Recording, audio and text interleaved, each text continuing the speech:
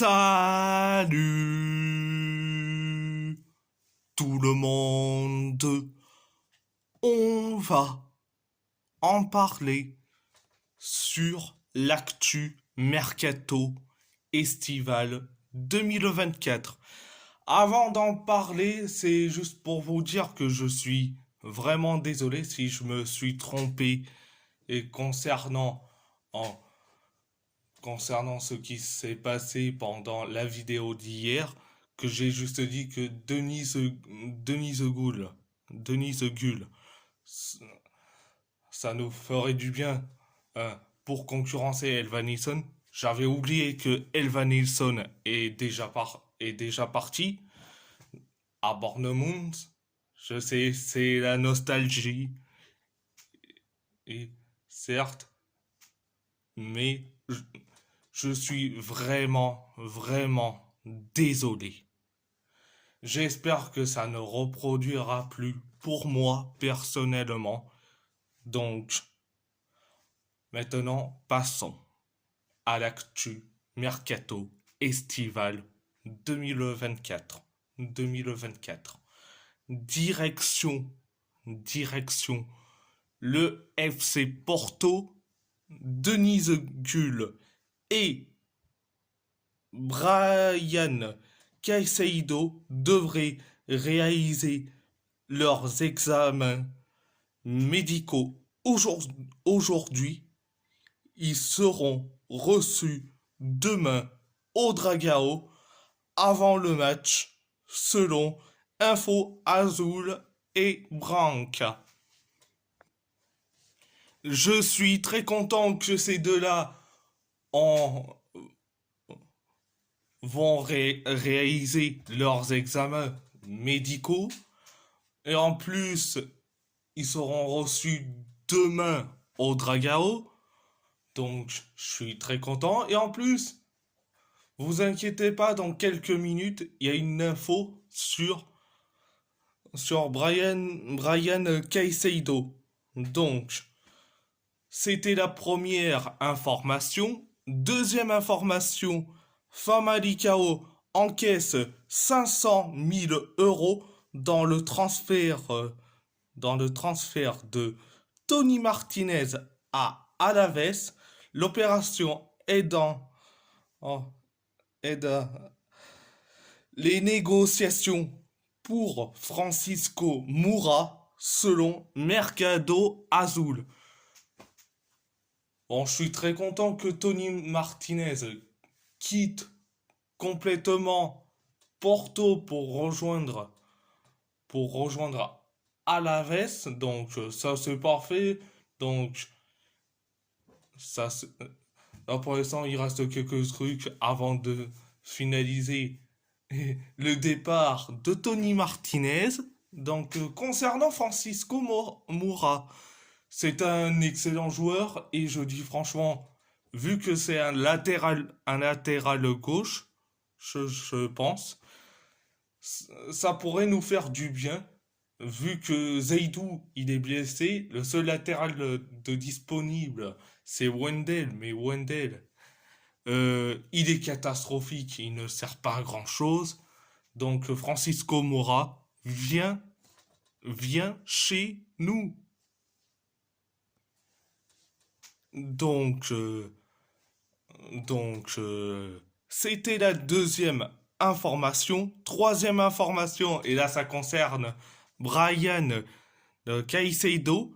Eh bien, Brian Caicedo a signé jusqu'en 2029 avec le FC Porto en provenance de Leones FC. Je suis très content que un petit jeune colombien qui signe chez nous. Enfin, très content. Je suis hyper content. Mais il jouera avec l'équipe réserve. Mais il jouera avec l'équipe réserve, mais il peut aussi intégrer dans l'équipe première aussi. Donc, direction Wolverhampton, le milieu brésilien André Trindade se rapproche d'un transfert aux Wolves. Aux Wolves, le club proposerait entre 25 millions d'euros et 30 millions d'euros pour acquérir le joueur. Fluminense est ouvert à une vente. Liverpool, Fulham et l'AC Milan étaient aussi la piste selon Jacques Talbot. Je suis très content que ça y est, Wolverhampton se bouge et, et surtout que André Trindade se rapproche de Wolverhampton que des autres clubs comme Fulham, Liverpool et l'AC Milan. Donc,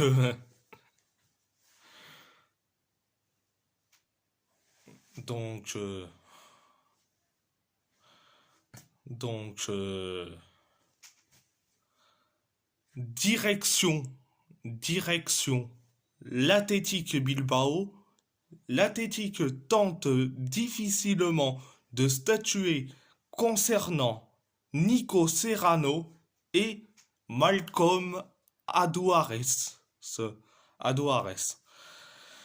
Plusieurs clubs de Segunda sont intéressés par les ailiers, mais le club pourrait attendre jusqu'à cet hiver avant de prendre une décision.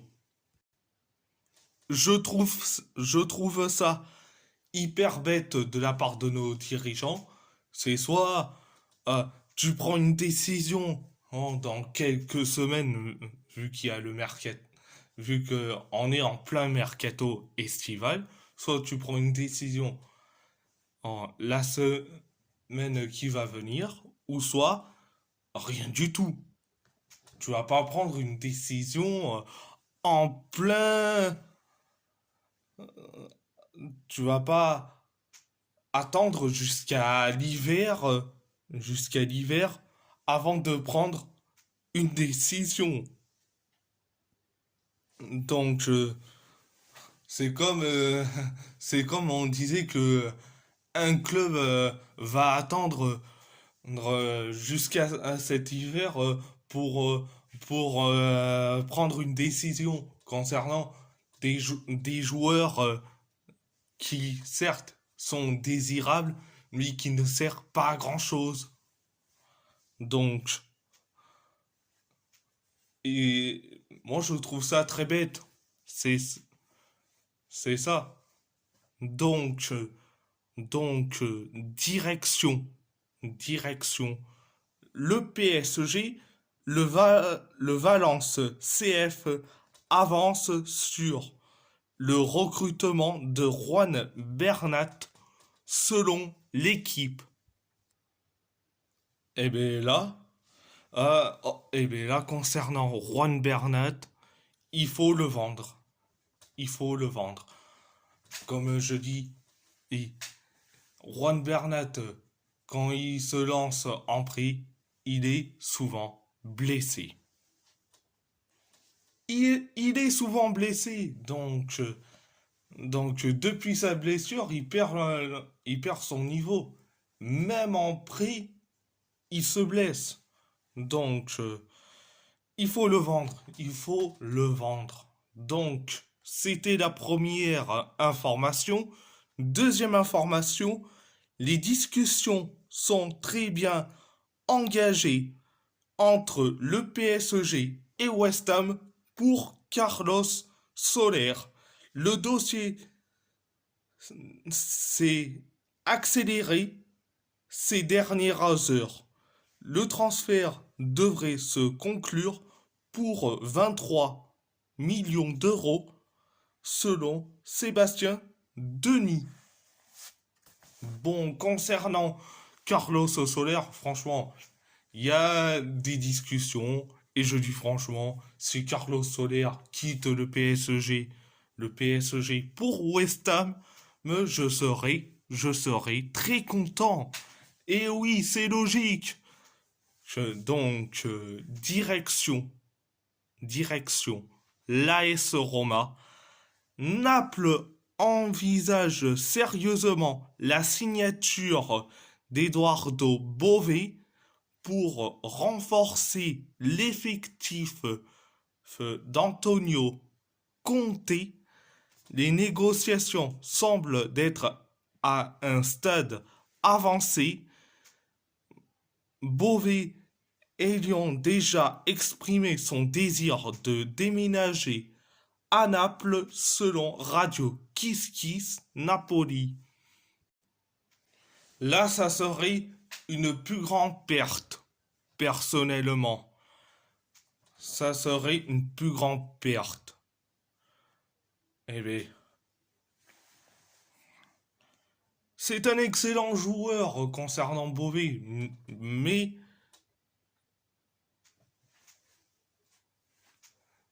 que le Napoli s'intéresse à Bové, mais franchement, je suis vraiment déçu de la part de Bové.